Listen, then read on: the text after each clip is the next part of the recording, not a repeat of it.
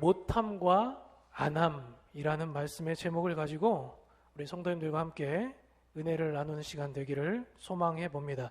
오늘 말씀을 좀 진행하면서 제가 이해를 좀 돕고자 화면을 좀 준비했는데요. 목사님께서 화면을 좀 먼저 띄워주시면서 따라가면서 보도록 하겠습니다. 오늘 우리가 보고 있는 이 사사기의 이 성경의 위치를 살펴보면 여호수아와 사무엘 상하 그리고 룻기 중간에 딱 위치해 있습니다. 여호수아는 여러분도 잘 아시는 것처럼 가나안을 정복하는 정복 전쟁의 이야기를 다루고 있고, 그리고 다 완벽히 전쟁을 치룬 뒤에 한 나라의 국가를 다 이제 완벽히 구성한 뒤의 이야기가 이제 왕정 통치 국가인 사무엘 상하와 룻기의 배경이 되고 있습니다. 그리고 그 중간이 오늘 우리가 보고 있는 사사기입니다. 그러니까 이 중간이라는 것은 항상 애매모호한 경우들이 있는데요. 아직 완벽히 가나안 땅을 정복한 것은 아니지만 서서히 요충지를 정복해 가면서 자기의 땅으로 만들어가는 그런 과도기적인 그 위치에 있다고 볼 수 있는 거죠.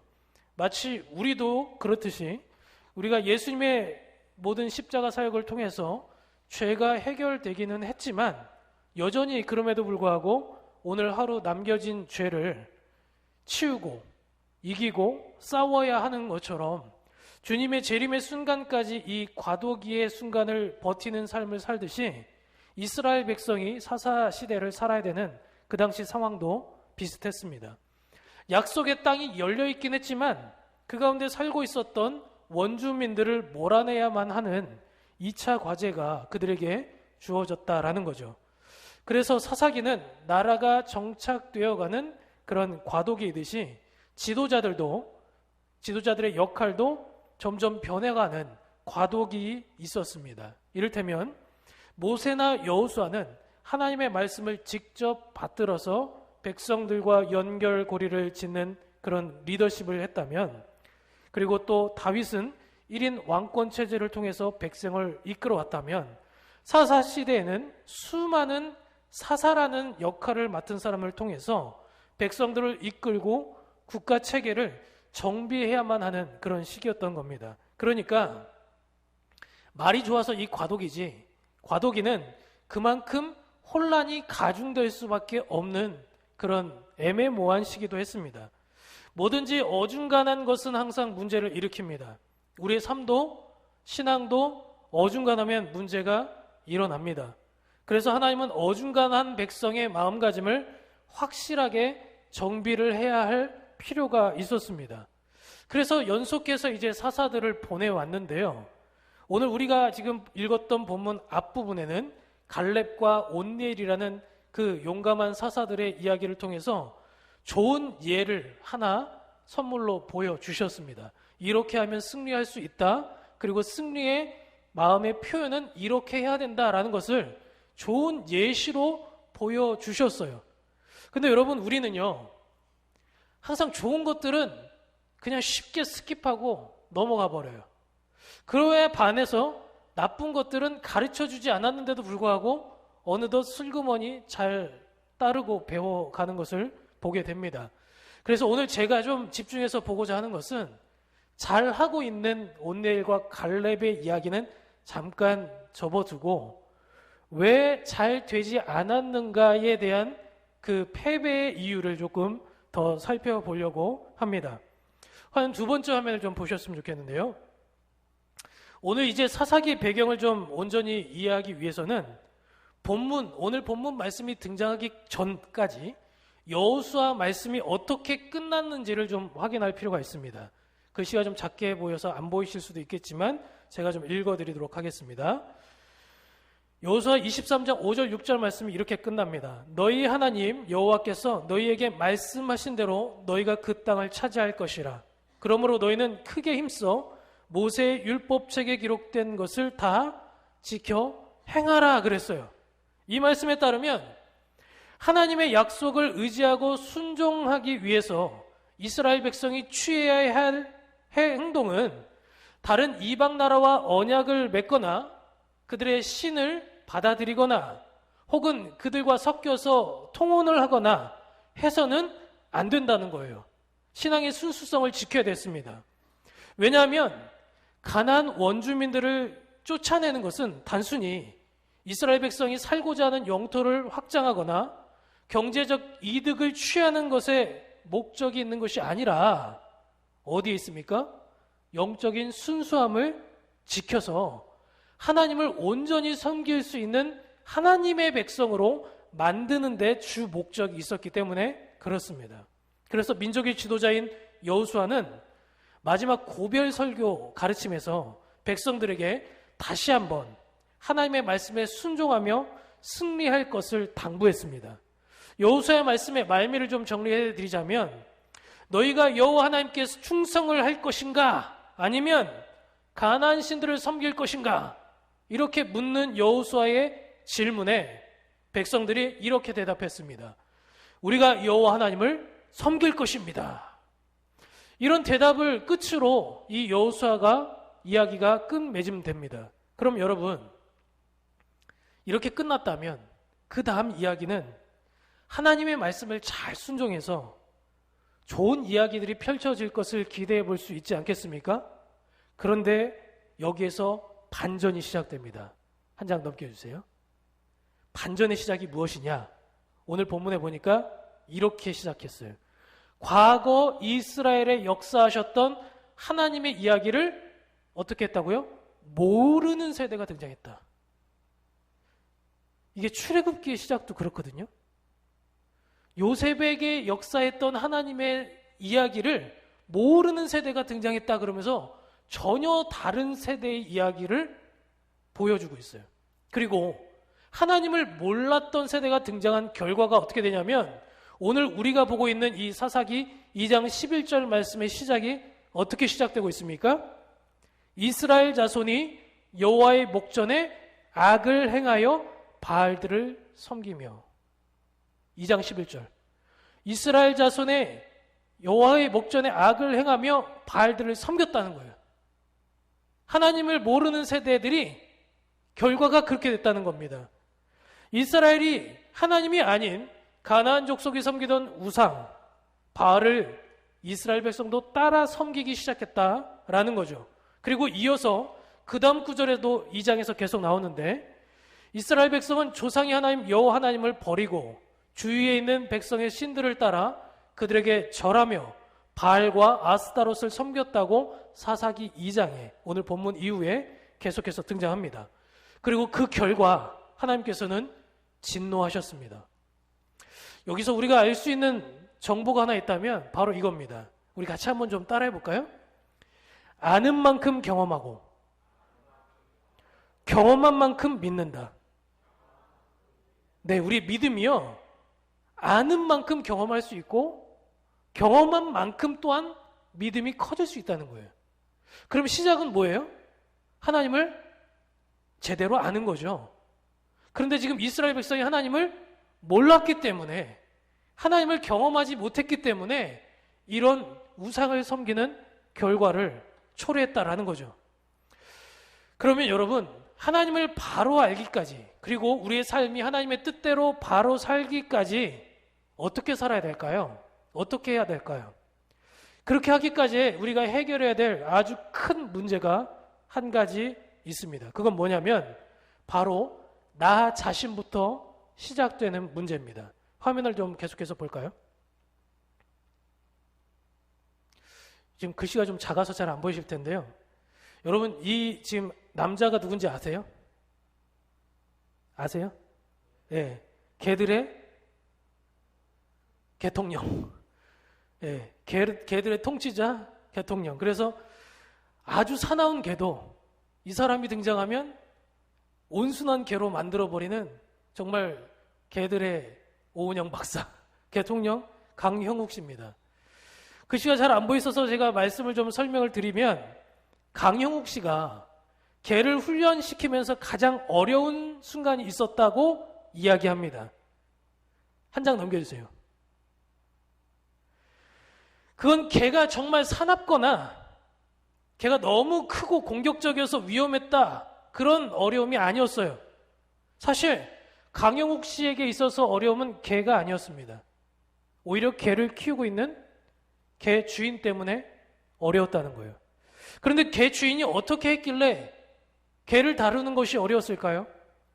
개를 방치하고 개를 사랑하지 않고 그렇게 했기 때문일까요? 아니었습니다. 아주 아이러니하게도 주인은 개를 끔찍히 사랑하고 있었습니다.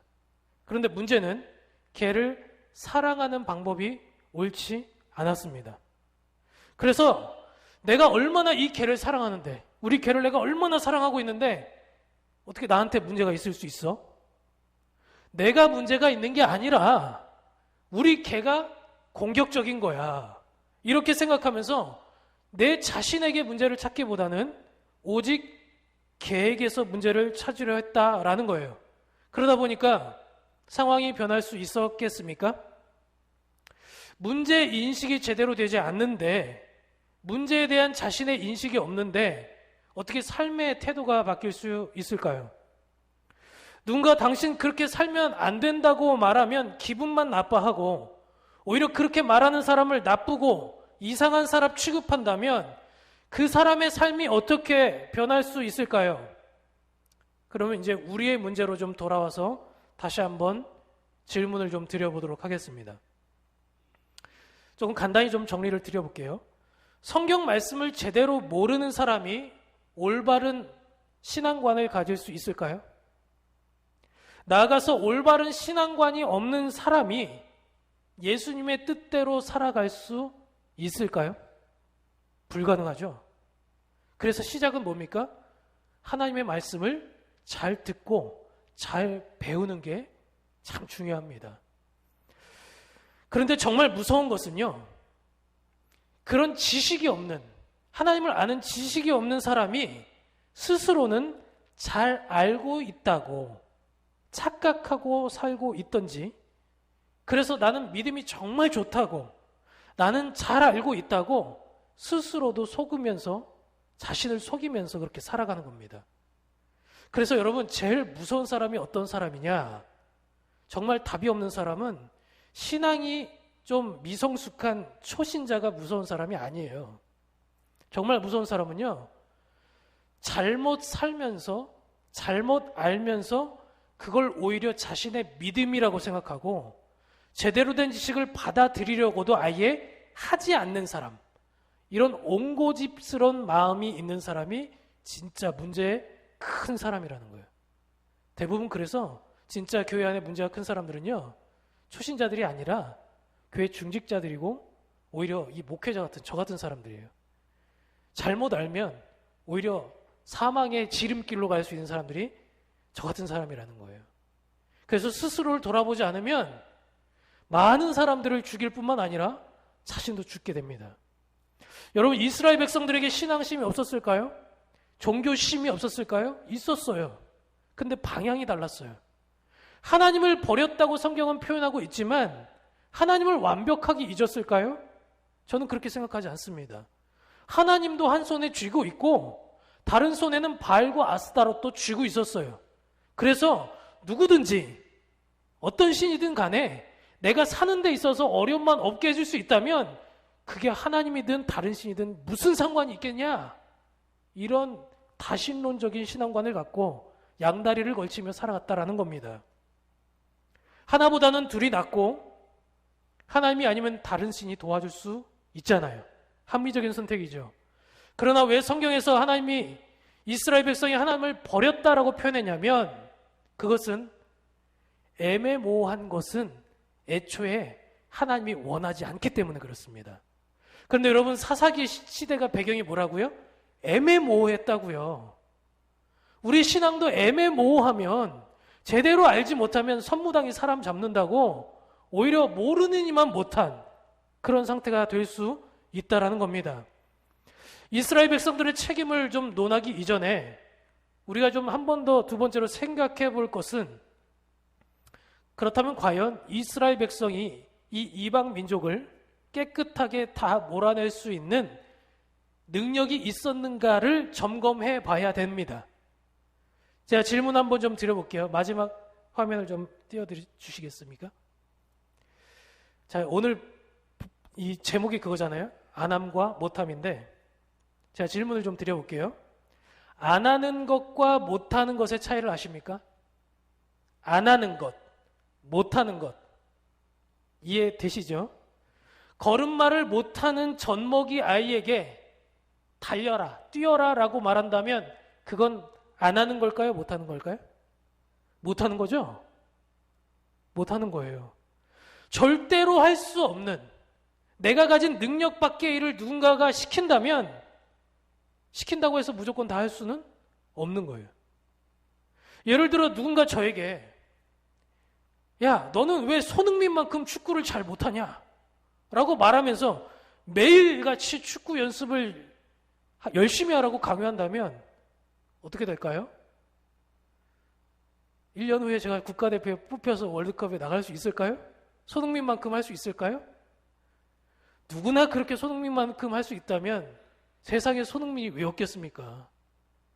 물론 기적 같은 일이 좀 일어나서 어느 정도 조기 축구에 가서 조금 잘한다 소리 정도야 들을 수 있겠지만 그렇다고 노력한다고 제가 손흥민만큼 잘할 수 있는 확률은 저는 단언컨대 없다고 저는 생각합니다. 못하는 것은요 능력 밖의 일이에요. 이 못하는 걸 가지고 하나님이 너 왜 못했냐? 라고 책망하시면 그건 사람에게 문제가 있는 게 아니라 하나님이 나쁜 거예요. 더군다나 목사인 제가 손흥민만큼 축구를 못한다고 해서 문제를 삼을 사람 여기 한 명도 없으실 겁니다. 그렇죠? 그런데 이런 경우는 어떨까요? 목사인 제가 설교 준비를 제대로 안 했다면 어떻게 생각하십니까? 아니 하긴 하는데 연구도 대충 하고 책도 잘 보지도 않고 그저 신학교 때 알던 알량한 지식 수준으로 계속 반복해 오고 있다면 여러분 어떻게 생각하세요? 설교 준비를 하기는 했어요. 안 한 건 아니에요. 30분 동안 무슨 말이든 하겠죠. 그런데 애초에 제 자신도 알죠. 최선을 다하지 않았어요. 누군가 대놓고 제가 설교 끝나고 나서 목사님 설교를 왜 그런 식으로 했습니까? 그거밖에 못합니까? 라고 딴지 걸 사람 한 명도 없을 겁니다. 그러다 보니까 오히려 그런 딴지 걸 사람이 없으니까 아무도 말하지 않으니까 아무도 책망하지 않으니까 어때요? 스스로도 더 발전하려고 하지 않을 수 있어요. 오히려 신학교 시절을 자신이 전도사 시절에 했던 설교문을 들춰보면서 야, 내가 말이야 예전에 참 설교 준비 잘했었네. 야, 그때 참 잘했지. 이렇게 만족하면서 옛날에 만족하며 살아간다면 자아 도취하고 살아간다면 속된 말로 그런 설교를 듣는 성도님들은 매주 죽을 마실 겁니다. 이 발전 없는 목사의 설교를 매주 듣는다 생각해 보세요. 안 들어도 뻔한 설교를 들으러 성도님들이 오신다고 저는 생각하지 않습니다. 적어도 목사라면 기대하는 바가 있을 거라 생각해요. 내가 생각하지 못하는, 내가 묵상하지 못했던 것들을 조금 더 알려주겠지. 그런 기대감에 오지 않겠습니까? 결국은 못하는 게 아니라 안 하는 거고 안 하는 것 때문에 그게 누적되면 어떻게 돼요? 나중에 못하는 거예요. 이 문제는 제가 손흥민처럼 축구를 못하는 문제랑은 다른 문제입니다. 안 한 거예요. 능력이 없어서 못한 게 아니라 마음이 없어서 안 하다 보니까 결국은 안 하는 시간이 쌓여지게 되고 그 시간이 누적되면서 결국은 못하게 되더란 말이에요. 이스라엘 백성의 상태가 딱 그랬습니다.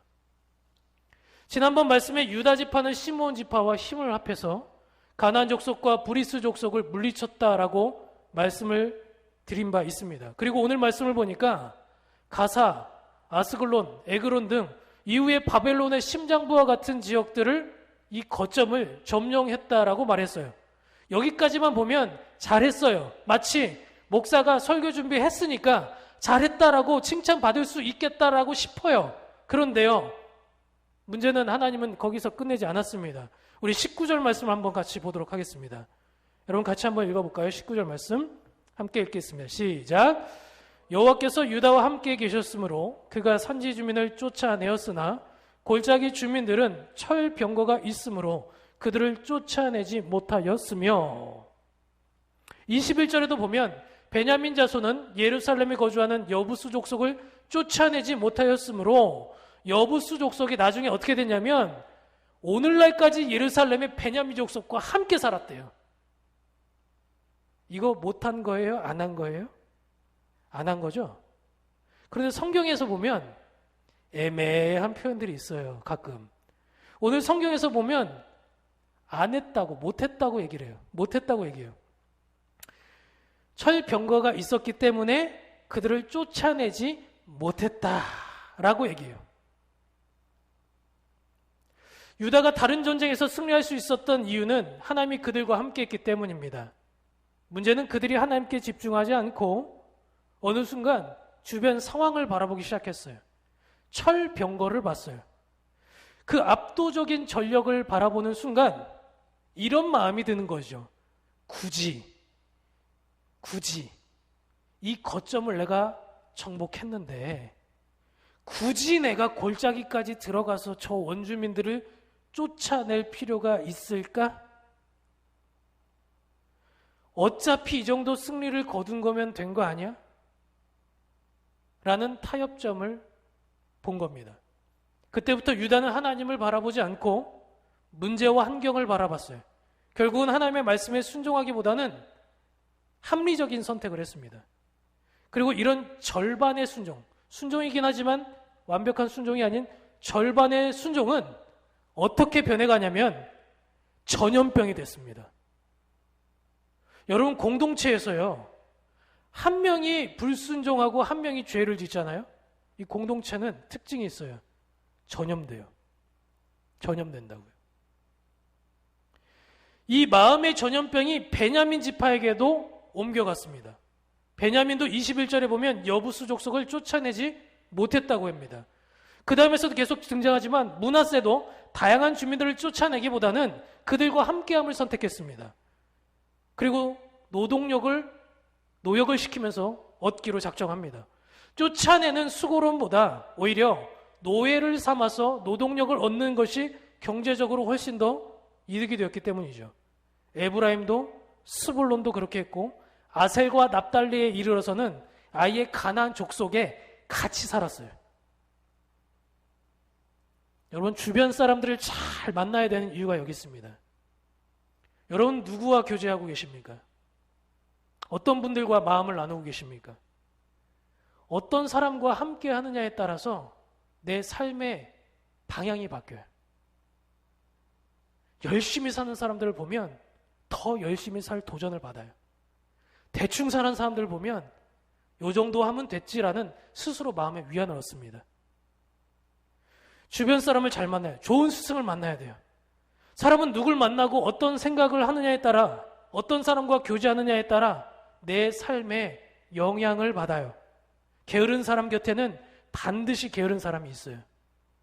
내가 나빠서가 아니라 우리가 죄인이기 때문에 좋은 걸 배우기보다는 나쁜 걸 먼저 배워요. 그래서 오늘 제가 좋은 얘기는 좀 빼놓고 나쁜 얘기 속에서 교훈을 얻어야 된다는 얘기를 굳이 하는 얘기가 여기에 있습니다. 그런 의미에서 우리 개성의 성도님들은 선한 영향력들을 끼칠 수 있는 성숙한 신앙인들이 다 되시기를 주님의 이름으로 축복합니다. 그런데요, 아까 제가 말했듯이 안 한 거랑 못한 거는 다른 거잖아요. 능력이 안 되면 못할 수 있잖아요. 이스라엘에게는 철병거가 없는데 어떻게 그런 신식 무기를 이길 수 있겠습니까? 그래서 우리가 사사기 1장을 읽어 내려가다 보면 그 당시 이스라엘 사람들의 생각이 슬그머니 나와 함께 일치되어지면서 그 사람들이 그럴 수밖에 없었지 라고 생각하며 내 생각과 함께 동조시키기 시작한다는 거예요. 그런데 문제는요, 사람은 그렇게 생각할 수 있어요. 여러분, 사람들은요, 대충 보여지는 것만 열심히 해도 괜찮아요. 그걸 가지고 크게 문제 삼지 않습니다. 그런데 문제가 있어요. 하나님은 그렇게 보지 않으신다는 거예요. 이게 무서운 거예요. 내 스스로 만족하고 사람들이 대충 만족시키는 거는 다 할 수 있어요. 그런데 하나님께 만족시키는 삶을 살지 못하면 안 된다는 게 무서운 거예요. 우리 2장 2절 말씀을 같이 읽어볼까요? 2장 2절 말씀입니다. 자, 한번 읽어보도록 하겠습니다. 함께 읽겠습니다.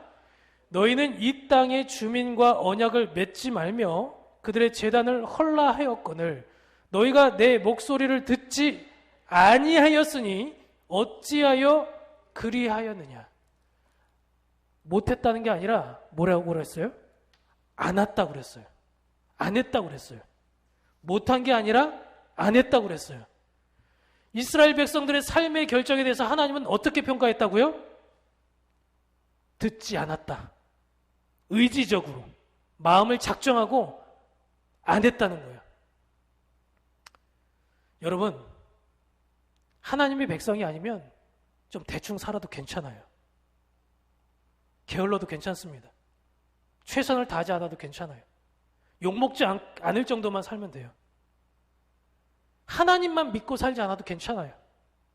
세상에서 물질도 좀 사랑하고 죄도 좀 적당히 짓고 거짓말도 좀 살살 해가면서 그렇게 융통성 있게 사는 것 괜찮아요. 하나님을 안 믿으면요. 사람만 보고 살면 그렇게 살아도 돼요. 목사가 아니라면요, 설교 준비 잘 못해도 됩니다. 우리 권사님들, 장로님들 설교 준비하라는 얘기 안 해요. 그죠? 하지만 목사면 달라야 합니다. 전도사 시절보다 목사 안수를 받았다면 현재가 좀 더 잘해야 되고, 먼 미래 오늘 지금 제가 했던 이 설교를 다시 들으면서 그때 최선을 다하긴 했는데, 그 당시에 최선을 다하긴 했는데 지금 보니까 손발이 막 오그라드는구나, 이런 말을 할 수 있을 정도로 먼 훗날 제가 성장해 있어야만 합니다. 아빠라면 아이를 그냥 낳아놓기만 할 게 아니라 책임지고 양육해야 됩니다. 사장이라면 회사를 차려놓기만 할 게 아니라 책임지고 이끌어 가야 되는 거예요. 직원이라면 시키는 일만 해도 되겠지만 적어도 그 일에, 자기에게 맡겨진 일에서만큼은 어제 하던 것보다 오늘 더 잘할 수 있어야 돼요. 그게 성장이고 발전이에요. 어제까지 잘했으니까 오늘 이만큼만 하면 되겠지, 이런 안일한 생각으로 임하다가는 그게 점점 쌓여져서 안 하게 되고 못 하게 된다는 거예요. 그런데 이런 믿음의 성장, 삶의 성장을 이루기까지 가장 중요한 요소가 무엇일까요? 같이 한번 따라해 볼까요? 가진 능력이 아니라 하려고 하는 마음이 중요하다.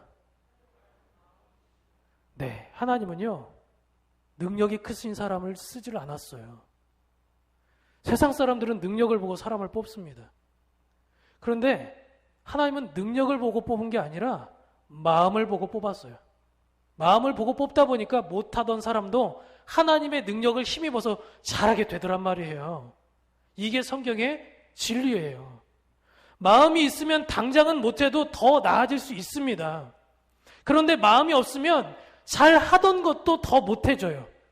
혹시 우리는 스스로의 한계를 정해놓고 상황과 환경을 탓하면서 앞으로 나아가길 주저하고 어차피 잘해봐야 소용없어, 이 정도 했으면 됐지라고 나를 제한을 두고 있지 않습니까? 혹시 이 정도만 하면 그래도 잘했다라고 나 스스로 위안 삼으며 자위하고 살고 있지는 않습니까? 스스로의 태만함을 합리화시키고 있지는 않습니까? 혹시 우리는 하나님이 하실 거라는 믿음보다는 내가 못하면 못하는 거다라고 생각하면서 믿음의 분량을 정해놓지 않으셨습니까? 그렇다면 성도라고 한다면 해보지 않고 못한다고 말할 것이 아니라 마음이 없어 안 하고 있는 것은 아닌지 스스로를 늘 점검해 보아야 하는 것입니다. 사랑하는 성도 여러분, 여러분 최선을 다해서 살고 계실 거라고 믿습니다. 그러나 자신이 최선을 다했는지는 자신의 양심이 더 잘합니다. 더 잘할 수 있는 가능성을 막아두지 마시고 하나님의 능력을 힘입어서 한층 더 성숙해 나갈 수 있는 저와 여러분들이 될 수 있기를 주님의 이름으로 축복합니다. 기도하겠습니다. 하나님 아버지, 감사합니다. 아버지, 오늘 말씀을 통해서 신앙이 있다는 것, 하나님을 잘 안다는 것, 그것은 머무르는 것이 아니라 도전하는 것이고 발전하는 것이고 성장하는 것이라는 것을 다시 한번 깨닫습니다. 능력이 있어서 하는 것이 아니라 마음이 있으면 할 수 있다는 것을 다시 한번 기억하게 해 주시고, 하나님, 내가 하는 것이 아니라 나를 통해 일하실 하나님을 바라보며 나아가는 성숙한 신앙인들이 다 되어질 수 있도록 주님 도와주시옵소서.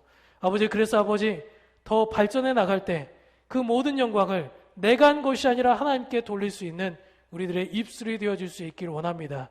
이제 얼마 남지 않은 2022년도이지만 이제 곧 있을 추수감사절, 1년의 추수학을 하나님께 올려드릴 때 우리의 삶의 열매도 풍성해질 수 있도록 최선을 다하는 우리의 삶이 되게 도와주시옵소서.